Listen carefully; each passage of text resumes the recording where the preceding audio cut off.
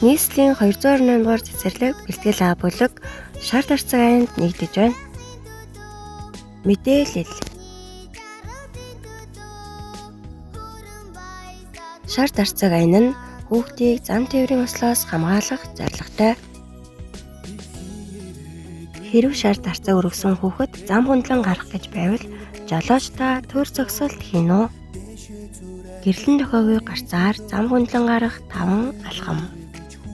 1-р гарцны хажууд байрлуулсан шар тарцгийг авна.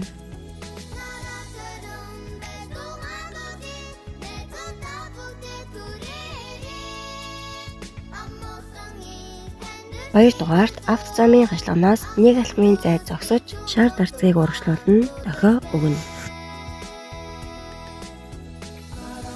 3-дугаарт баруун зүүн гар тал руугаа харна.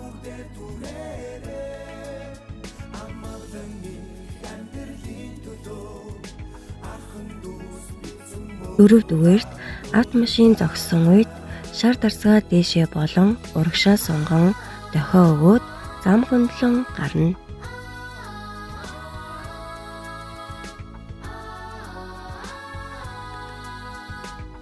5-дугаарт гарцаар гараад шар тарцгийг зориултын савнд буцааж хийнэ.